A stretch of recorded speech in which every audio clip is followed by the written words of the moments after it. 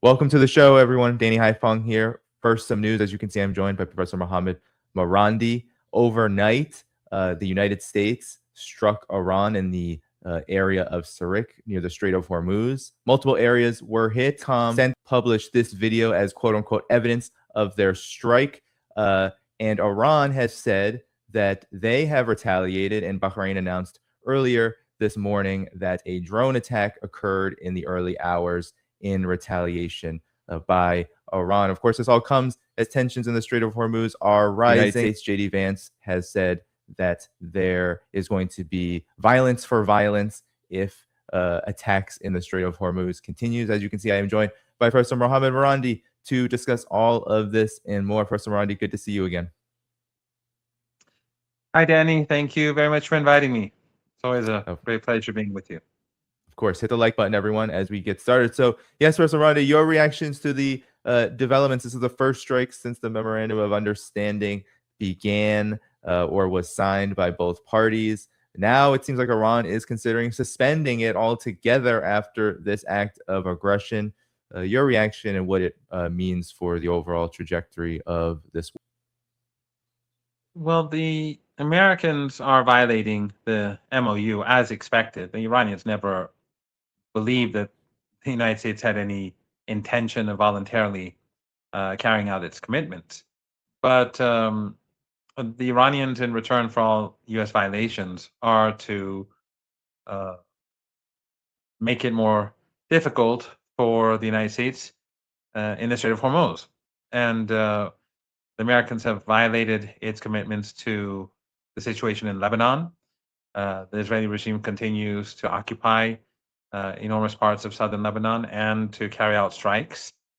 All of that must come to an end in accordance with the deal. That's the first article in the MOU. The United States has been trying to undermine Iran's authority in the Strait of Hormuz by forcing Oman to declare an open corridor. That's another violation. The U.S. constant threats against Iran. Trump, again, during the negotiations, spoke of murdering the negotiators and destroying Iran and threatened the president. All of these are violations. So the United States violates the deal on all fronts, including releasing Iranian assets. That's also been something that's slow. It's, of course, what Trump said about Iran's assets that are to be released are not true about purchasing American agricultural products and not having control over their assets. But in any case, the United States is in violation. So the Iranians warned these ships not to go through. One ship ignored Iran's authorities, military, and the Iranian, and that struck. Iran did not, of course, take any responsibility, but it's obvious what happened. So the Americans struck last night. It wasn't a very important strike. They hit, I think, a tower, which is made in Iran. They'll replace it. The Iranians retaliated by striking Bahrain. And again, today, another ship was struck, sending another message that only the Iranian declared corridor is acceptable. Some ships do go through. They smaller ships, they cling to the Omani shore. They go from the Emirates to the Oman, alongside, very close to the Omani shore, and then go to the Fujairah port. But they're small ships, and then they transport their goods to bigger ships, to like big tankers, and then a number of them have to go through to fill up a tanker. So some do go through, and it seems that the Iranians are tolerating that. But for the most part, the number of ships that go back and forth are down. They're not near as much as they were before the war, and that's because of the U.S. Inaction with regards to the MOU. The United States, if they carry out their commitments, the Iranians will carry out theirs. If the United States doesn't, the Iranians won't either. If the United States goes halfway, then the Iranians are going to go halfway. The difference between the situation now and before is that the Iranians, in previous agreements with the United States, is that this time around, the Iranians are not going to carry out or fulfill their obligations and carry out their commitments unless the Americans do. Well, I want to pull up now the Iranian military after the attacks on Sirik. because I think one thing that I find interesting is that Iran says that their naval and air forces were able to thwart and foil the attack and force the attacking forces to retreat, preserving Iranian sovereignty over its land and its waters. So I'm wondering, President Marandi, does Iran even view these attacks as very significant if they are having the like in terms of the damage and the proportionality of it, how they respond? Given that they say that they were able to thwart it, I assume that means air defenses and other means and methods to ensure the attack was very short-lived by the United States. But your thoughts on this? I don't know the details, but what I do know is that nothing of importance was struck. And whether that's because it was thwarted or the Americans didn't intend to do much or a combination of both, I don't know. But the Iranian response, I would imagine, more heavy-handed than the U.S. strike, because that's how Iran has been doing things during the last month or so. Over the last month, every time the United States violates the ceasefire, the Iranians hit harder in response. In the past, it was proportionate, but in previous ceasefire violations. But now it's been different. So I would imagine that the Iranians hit a bit harder, but I don't know exactly what the Iranians have done. According to NBC News and other sources, it's being reported that the Trump administration timed this attack to align with the closing of the markets in the United States. And we are seeing constantly whenever this is happening. We saw this before the MOU was signed when Iran and the United States were going back and forth. The U.S. would attack, Iran would strike back, also around the Strait of Hormuz area. We would see very little come out. And then, of course, CENTCOM publishes the video I put up, which shows very little. I mean, CENTCOM, it's unclassified information, but it simply just shows plumes of smoke coming out. It doesn't show any much detail. What do you make of this? It feels like this war has only become more and more censored, especially by the U.S. side. Well, the war has been unique that we only discovered the immense amount of damage after the war. I mean, everything that the Iranians said turned out to be true. If you recall, after General Soleimani was murdered, the Iranians carried out a missile strike on a U.S. base in northern Iraq and did a lot of damage, but it really wasn't reported back then. And only later did we find out that there was really heavy damage done and that there were significant casualties. But this time around, it's been the entire war has been uh, full of hidden the U.S. military either lying or hiding facts, and the Iranians have been much more accurate in reporting on what was going on uh, inside the country than the Americans reporting on what was going on inside their military bases. Yeah, and here's the report that the United States, the Pentagon, delayed publicly notifying or announcing the strikes on Iran until after the stock market closed 4 p.m.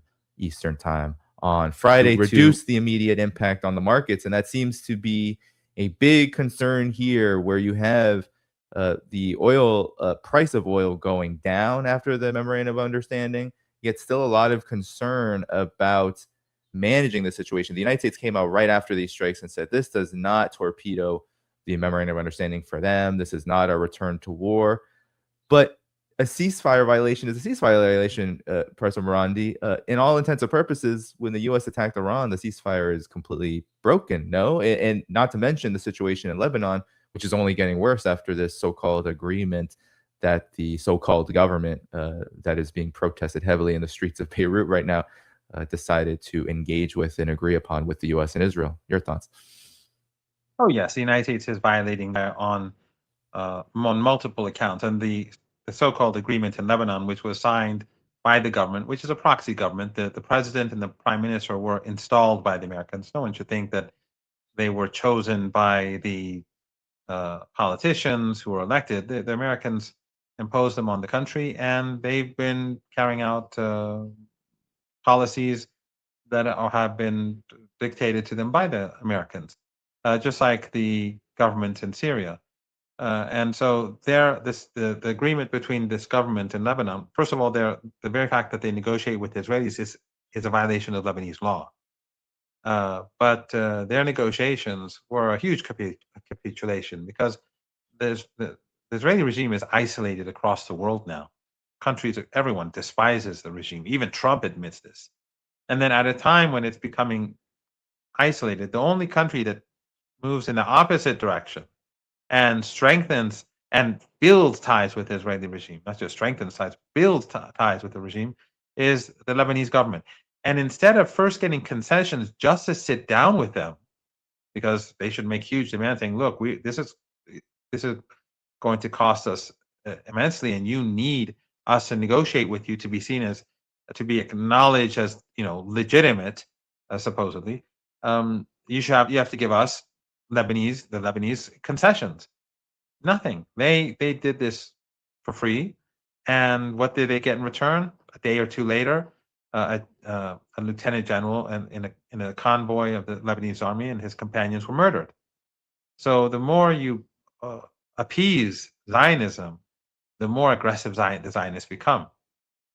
So this capitulation by the Lebanese president and prime minister, and this gifting of southern Lebanon to the Israeli regime, because the Israelis have no intention of ever leaving, and these people know it. This is a huge betrayal of the country. It's treason. If anyone looks at it objectively, reminds me of 19th century, 18th century imperialism. But it is a violation of the agreement with Iran, the MOU, because in accordance with the MOU, the Israeli regime has to leave, Lebanese sovereignty has to be accepted, and the world war has to come to an end. So this agreement was an attempt to undermine the MOU. Iran is not going to accept that. Iran doesn't care if the Lebanese prime minister and the president sell off their parents. For the only thing that is important for Iran is that the Americans have to carry out Article 1 of the MOU. And until that happens, there won't be normalization in the Persian Gulf. And that's that's literally why the United States ultimately had to accept so many of Iran's conditions, because Iran controls the Strait of Hormuz. With this deal, though, Professor Marandi, you said it very poignantly that this is a direct violation and an intentional violation of the Memorandum of Understanding. Do you find that one of the key parts of this is to try to plunge Lebanon into such instability that it is very difficult and complicated for Iran then to get involved, as they said they would, if there were violations of this clause? Because it's not a Iran has already shown that it will strike Israel for engaging in aggression against Lebanon. But if there is a civil war scenario, if there's a scenario where you have the government against the people, the government against Hezbollah, which in many cases this agreement is really an anti-Hezbollah recognized Israel agreement, that makes things far more complicated, doesn't it? Hezbollah is very smart. They're very wise. And there have been many occasions in the past where enemies of Lebanon pushed the country towards civil war, and Hezbollah refrained from going there. And the current leader of Hezbollah, the Secretary General, has shown himself to be very, very wise and very smart, and he's managed the organization very well. And on the battlefield, they've also performed very well over the past 2-3 months. The plan is civil war. That's what the Israeli regime wants. They talk about it all the time, and that's obviously a U.S.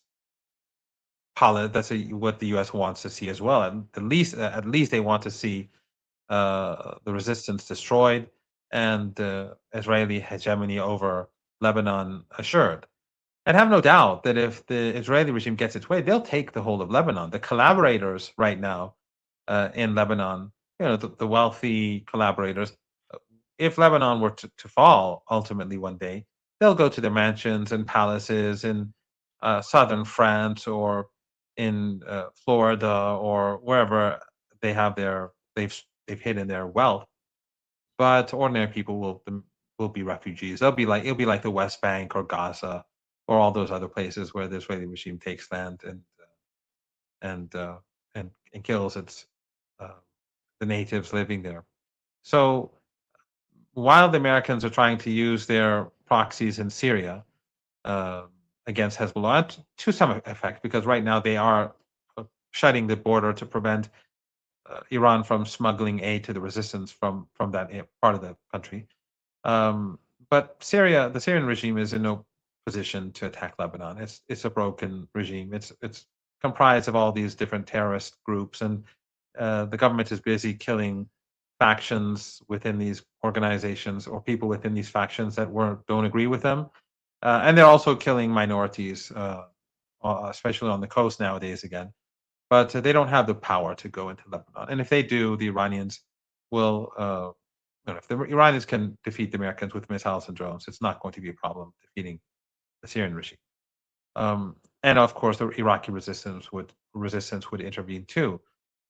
So Syria isn't that much of a problem. In Lebanon, the army of Lebanon, half of them at least, are sympathetic to Hezbollah and the resistance. At least, the majority of Lebanese don't support this policy, and they know that the president and the prime minister do not have popular mandate, and everyone knows the intentions of the Israeli regime.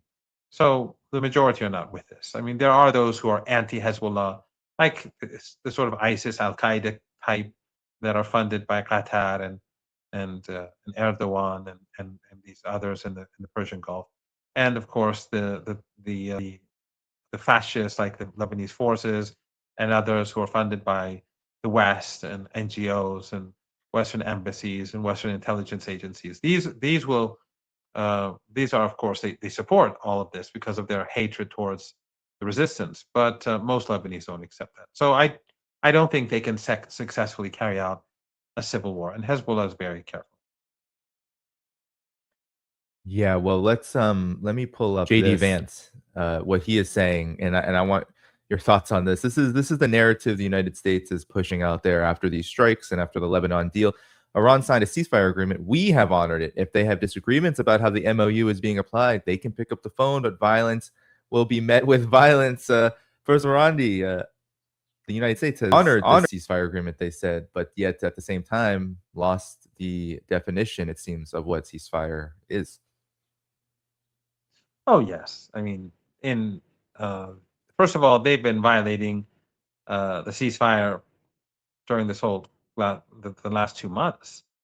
They've many occasions, as you and I have discussed in the past, they've bombed the Iranian islands, the Iranian mainland, and on every occasion the Iranians retaliated. And of course, in Lebanon, you saw genocide unfold and ethnic cleansing and mass slaughter and mass and systematic destruction. That wasn't a problem for him. And as we speak, it is going on in Gaza too. The Holocaust there continues, and that is also part of the agreement. Gaza isn't named, but it says a regional end to this violence. So the Americans are violating as I said earlier, the MOU at multiple levels, and they have. I mean, they started this war. They waged war against the Iranian people, unprovoked, illegal. So for them to talk about Iran violating the ceasefire, that's a bit too much. Iran warned a ship not to travel without coordinating with Iran through the Strait of Hormuz. That is not a violation of the ceasefire. And that ship refused to abide by orders from the Navy, and it was hit. So that Iran did not strike the United States for the United States to strike Iran. Now the United States military is saying that they are ready to provide $30 million, which to $1 trillion albatross is a drop. But nonetheless, they are saying that they want to provide this to the Lebanese armed forces. And Professor Marandi, I don't really know what this means, because the United States ultimately, if they're going to change the calculation here, which is they're going to have to provide some massive support. I don't know what $30 million will buy for the Lebanese armed forces, but ultimately all of this is geared toward what they say is to disarm Hezbollah, which again is only inciting conflict and therefore in violation of the MOU. It's the circle that goes around and around and around. Yes, of course. This support for the army, they support the Lebanese army not so that it could defend the country, but so that it could attack Hezbollah. They say it all the time. So this is about uh, supporting the president and the prime minister in pushing the country towards civil war. But again, I find it difficult to imagine that it actually happens, and if it does, that it succeeds, because Hezbollah has massive support in the armed forces, and the armed forces would collapse. And Hezbollah is a very powerful and competent military force, and they have huge popular support. And most people, as I said, don't support this policy of capitulation to the Israeli regime and the gifting of Lebanese territory to Israel, because it's obvious that this regime is not going to back down. So Iran is going to ignore all this. Iran is going. It says that we have an MOU. You want us to normalize trade through the Strait of Hormuz? You have to carry out Article 1. It's as simple as that. And until that happens, there's not going to be an agreement, and there's not going to be normalization in the Strait of Hormuz. So the United States has to make a decision. They can do all they want, to make all the agreements what they want with the Israeli regime, but the pressure is going to continue to build. The economic pressure. More ships are moving through the strait than they were 3-4 weeks ago, but the shortages across the world continue to grow at a slower pace, but they continue to grow. And therefore, the United States is by no means out of the woods. And Iran knows that. And until Article 1 is implemented, that's how it's going to be. So, what Iran, Well, and I should just add this, what Iran is pushing, and what it has been pushing for the last almost 4 months now, is that it's trying to drive a wedge between the United States and the Israeli regime, trying to push the United States towards economic crisis, so that it ultimately has to prioritize its own interests over that of the Israeli regime, because it's always Israel first. And now the Israelis want one thing, but the Americans see that if they follow the Israeli regime's lead, that it will be devastating for their own economy. That's why they signed the MOU in the first place. That's why they gave all those concessions to Iran. They didn't do it willingly. And the Iranians know quite well that even after they signed it, the MOU, there was no intention by the Americans to carry it out, as we discussed earlier. They've been constantly trying to undermine the MOU. But the Iranians are going to remain steadfast, and they will make sure that until all of its demands are met, some have been met. The U.S. has lifted the siege. A disproportionate amount of the oil that's been exported from the Persian Gulf during the last since the signing of the agreement of the MOU has been Iranian oil. yeah. Huge amounts of Iranian oil. So Iran has been able to make up for a lot of lost exports. But so they've lifted the siege. They've lifted the sanctions on the Iranian energy sector, officially at least. Well, I don't know if it's being actually implemented. Uh, they've spoken about releasing Iranian assets. I don't know how far that's gone, but they clearly have not implemented the deal. And and of course, the issue of Lebanon is the first article. And until it happens, there won't be an agreement. And so the trade through the Strait of Hormuz is going to continue to be much less than it should be. Well, Professor Rondi, I think it's a good time now to ask you about some narratives I've noticed as these strikes have reemerged, and as the MOU builds on days and now weeks of its signing. There's many more people, the commentariat all over social media, those reporting news, maybe exploiting some news, all talking about Iran losing its leverage, even by mildly opening the Strait of Hormuz and engaging in these talks. And now, with all the evidence, of course, that the United States is not going to be a good faith party to it, as well as, of course, Israel's transgressions, that staying in this and allowing it to go on in the same way it is going is tantamount to losing this leverage. What do you make of that? It's an argument I'm hearing and I'm seeing come up as the days and weeks go by of the United States and Iran, I guess, sort of negotiating, but not really. But at the same time, this is a big statement, and I'm curious on your thoughts about it. Well, in Iran, also, there's this ongoing debate who support the MOU as it is, and those who say that Iran has been too lenient. And the leader, he made a comment on the MOU, which has broadened that debate, even though his comment is not exactly. I mean, if he doesn't explain. He does point out that he's critical of the deal, but he says he gave the Supreme National Security Council and the government a mandate to carry it out. But he was obvious he was critical of it. But he doesn't explain how he's critical, and that, of course, has been discussed behind closed doors, and I'm not uh, privy to that sort of knowledge of what did he want that was not in agreement. But he was critical. But some people in the country have taken this as like the state is capitulated and this is completely against what he wants. That is not necessarily the case. Although I agree that there are criticisms of the deal.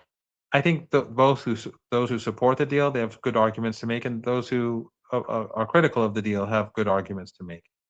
But I don't agree with either side completely, and that's usually how it is for me because I'm not on any political side, and I've been accused from factions of always being affiliated to the other side. With the JCPOA, some people have called me a staunch supporter of the nuclear deal. I never supported the nuclear deal, and they would say I'm allied to those groups, and then supporters of the nuclear deal, those hardcore supporters, would say I'm one of the hardcore opponents of the nuclear deal. I was never a hardcore opponent of the nuclear deal. I just would say there are problems with it, there are shortcomings, uh, but I'm not in any of these political camps. What I think is fair to say is that there are those who would like to see Iran fire missiles and to keep the Strait of Hormuz shut, and that is it's not, the world is not as simple as that. I mean, first of all, Iran never closed the Strait of Hormuz. It was never fully closed, and there are countries that are friendly to Iran and axis of resistance that use the Strait of Hormuz. And if we shut them out and shut them down, then maybe their politics would change. So that's one issue. The second is that Iran is itself it was being targeted through the siege, and its own exports and imports were being blocked.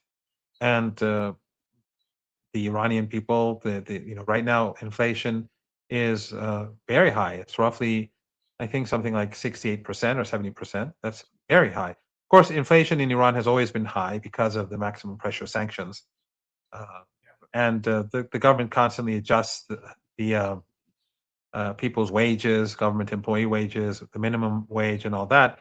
But it's not easy, and now it's more difficult. So for people to expect, for anyone to expect the state not to take into consideration the reality of the economic life of ordinary people, I think they're being that's being too naive, or they're being too simplistic. The government uh, has to function. People have to have jobs. They have to have food. Every supplies have to exist, and so Iran uses the Strait of Hormuz too. Iran was tough. They outlasted the Americans in siege warfare. They compensated to a large degree by using their neighboring countries to import goods, to export what they could, but it made life much more difficult. So Iran has been using this deal to export, but also the Iranians continue to enforce to put pressure on the United States through limiting the number of ships that can pass through the Strait of Hormuz. And that's how the Iranian, if it wasn't, if the Iranians didn't have that sort of leverage, the Americans wouldn't have lifted the siege. If Iran didn't have that leverage, the Americans wouldn't have conceded to accepting the sovereignty of Lebanon, and so on, and to ending the war across the region. And so, on the one hand, you have to keep this in mind that Iran has friends, countries like China and other countries that import from and export to the region, but import from the region. They can't just ignore them. They're friends of Iran, and as I said, the Iranians themselves have to uh, continue to keep the economy afloat in order to be able to resist, in order to help the resistance in Lebanon, in order to help. It's not, this they get support from Iran and we all know that, in order to help Yemen protect itself, in order to help Gaza. It's not as if the resistance in Gaza does not receive, support from thin air. It comes from somewhere. So developing those tunnels and put defense capabilities against further Israeli aggression, all of this costs money. So at the negotiating table, the United States conceded a lot. Is this an ideal situation? Definitely. Am I a fan of this agreement? No. But in general, what I try to do is not to take sides, because when I'm speaking to yourself and others, I'm trying to defend what I think is the people on the right side of history, those who are doing the right thing. And I believe that Iran, in the axis of resistance, has been doing that. And so if I don't agree with a particular thing that the president said, or a position taken by the chief negotiator, or a critic of the president, or a critic of the chief negotiator, if I don't take a position on that, I think it's because it's not my responsibility.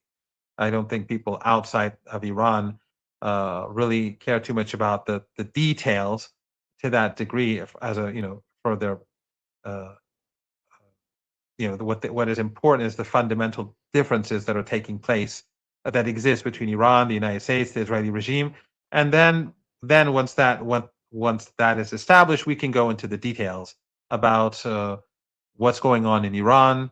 Why is one set of people opposed to the deal? I mean, and why are some supporting the deal? But let me give you a personal example.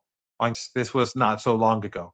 I was speaking with two of my students, or two students. They're not my students, but two students who came to my office, and then a colleague came and said that you need to do a deal. As if I'm a negotiator. You need to do a deal. The economic situation is difficult, and you have to don't be so harsh, and try to find some solution with Americans. I said, look, I'm not a negotiator. I'm not a decision maker. And he left. And then literally 40 minutes later, I don't know, an hour later, or 30 minutes later, another colleague, and those two students were still in the room talking about something completely different, just university stuff. And then this professor was saying, why are you conceding so much? Why the Americans, if you keep going down this path, the Americans are going to give nothing, and then they're going to come back for more war. And again, I said that, look, I'm not a negotiator. I'm not a decision maker. So both, different sides make these critiques and assume that I'm involved. But I think that on the whole, while there are problems uh, with this agreement, no doubt, that there are calculations behind it. And Iran's most important um, leverage against the Israeli regime and its occupation in Lebanon, because that's what a lot of people are worried about, obviously, is its ability to put pressure on the U.S. economy. I mean, Iran can lob a few missiles here and there and do damage, but the real pressure is when Iran keeps the Strait of Hormuz uh, half closed. That is what worries Trump, and that's what he said explicitly.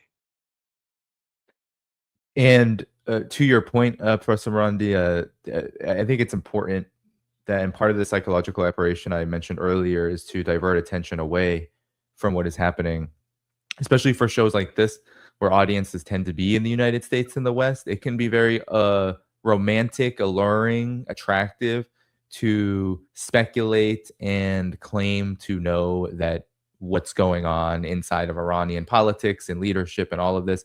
It distracts away from the actual crisis that the war going and the warmongering parties are experiencing, especially the United States. So you mentioned the economic side of this. You mentioned the geopolitical side of this, where we have multiple fronts that are not going well for the U.S. But then there's also the domestic side of this that is heating up as well. This is Time Magazine that summarized. They summarized just a couple of days ago what the Americans are thinking of the U.S. Iran deal. And some of these numbers are quite staggering. So a Reuters Ipsos poll says just 24% of people in the United States think the war with Iran was worth the cost. Only 23% of respondents, including 50% of all Republican respondents, believe the U.S. is now in a stronger position than before the war started.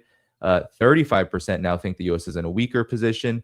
And to the issue of the deal, it doesn't get much better. 63% of people in the United States and Reuters Ipsos will think it is unlikely the MOU will lead to lasting peace between the U.S. and Iran. So all of these numbers are very damning in the sense that not only is this war very unpopular, but people in the United States are not convinced that this deal will resolve the problems that they're experiencing because of it, which means that we're just a few months from midterm elections, which are going to be a critical part of how the U.S. regime dictates and governs itself over the next several years. And they don't have 6 months, a year plus to correct that situation. So that's a major crisis. I have no doubt. Yeah, I have no doubt that these are things that the Iranians are calculating. The Iranians are looking at U.S. elections. The Iranians are looking at Ukraine. The Iranians are. Yeah. There are multiple things that they're looking at and calculating. And another accusation they made is that the Iranians have sold out Gaza. Of course not. I mean, Ayatollah Khamenei was martyred because of Gaza. Sayyid Hassan Nasrallah was martyred because of Gaza. The war waged against Iran was because of Gaza. The slaughter in Lebanon was because of Gaza. Everyone else is complicit. The governments in Egypt and Turkey and Jordan and the Persian Gulf and across the world, no one has waging war. No one has even sanctioned. No one has even cut off ties with the regime. Not a single country has cut off diplomatic ties with the Israeli regime. Not a single country has cut off economic ties. Some import gas, some transport. Oh no, the first time, the first error. Are you still there, Professor Marandi? There we go. To make those accusations. This is my cell phone, and someone called. So, all right. Maybe start from where that person before that person. So for people, sorry, what was I saying? Oh, I said maybe start again from where you were before the person. No, but what was I saying? Oh well, that completely has lost me too because the distraction. It's okay. Continue wherever you want. Yeah, I was just saying that the war was waged because of Gaza. The war against Hezbollah was because of Gaza, and all these countries in the region, none of them broke off ties with the Israeli regime. None of them broke off political ties. None of them have broken off economic ties. Some import gas, some transport oil, some export oil. They're all doing business, and then Iran is making the sacrifices, and Hezbollah is making enormous sacrifices, and Yemen has made so many sacrifices. And then to say that they've sold out. The Iranians have told Hamas, the political wing, in their discussions, that they will pursue the issue of Gaza in the negotiations. And Hamas and Palestine is a part of the MOU, though not named, because the war is taking place in Lebanon. But we have to keep in mind that the ceasefire in Gaza was, because whenever the Iranians say Gaza, the Americans say, well, we have a ceasefire, and everyone's endorsed it. Erdogan and Sisi and the King of Jordan, Abdullah, and all these leaders from the region and beyond, they all went to Sharm el-Sheikh in Egypt and endorsed Trump's ceasefire and praised him and whitewashed his crimes, and none of them have complained since, even though well over 1,000 people have been murdered since then. Every day they're bombing and killing more people. Children, infants, school children, every day. I don't see any of these governments say anything. It's only Iran paying a price. Yet, I think some people are attacking Iran because in order to cover up their own inaction. Al Jazeera Arabic did a show on Iran. Why is Iran why is it not including Gaza? I mean, what has Qatar done except to fund Kushner and Witkoff and Trump's sons and gift him an airplane and be a part of. You give its air base to the United States, its land for the United States to bomb Yemen and Iran and Syria and so on. I mean, who are they to talk about Iran? But Al Jazeera does this in order to undermine the resistance, in order to justify their own role as a proxy of the United States. In all wars too, it's not even just regionally, which is abhorrent. It's every war. It's Ukraine. It's any following the U.S. line almost to the T on so many critical questions, and ignoring voices that are challenging it, which do exist and are becoming more and more prominent. And I just want to say one last thing because we only have about a minute left. But I wanted to say that we just had, in terms of that Russia possibly getting inspiration from Iran, and how Iran conducted its response to the U.S. Israeli aggression. We're now still getting information about how bad this damage was that Iran inflicted on the U.S. And now the United States, as I covered yesterday, is considering moving their installations either further west, further away from the Iranian theater, as we might be able to call it, and maybe even underground, which I think is astounding. And so we already are having, obviously, the United States thinking about legitimately reducing its presence, not because they want to, not because of morals or principles or anything, but just because they have to, because of what Iran did. And I think that in and of itself has to be considered and just understood better in order to not fall into this, what I think is total folly, which is always wanting to impose maximal demands on Iran, when in fact everybody, the resistance, everybody who's paying attention, especially the resistance, knows that this is a long, long, long war where there's a lot of factors to take into account. But Professor Marandi, your final thoughts as we head out. Yeah, there's a long way to go, and this is not over. It's not going to be finished through a few missiles and drones. And everyone, we shouldn't be easily influenced by empire propaganda. We shouldn't, try to unwittingly strengthen those narratives. Well, we should be more active, do our own bit, each of us, to expose the Israeli regime further. The United States has finally come out and said it's genocide. We knew this for over 2.5 years now, almost 3 years now. But in any case, we have to just keep pushing and pushing, and we're getting there. The Israeli regime has no legitimacy in the eyes of so many people across the world.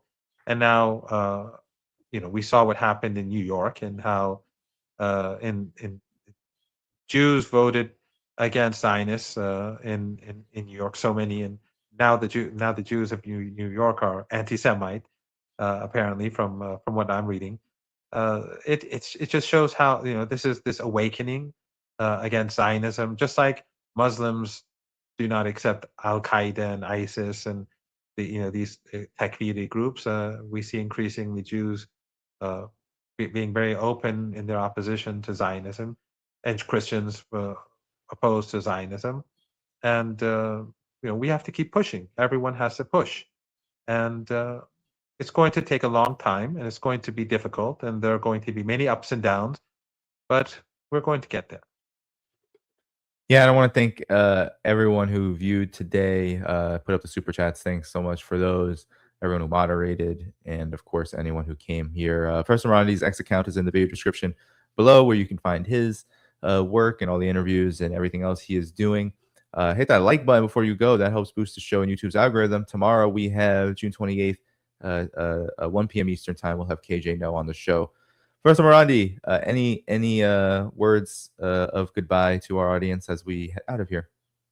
No, just we should all pray for the people of Venezuela.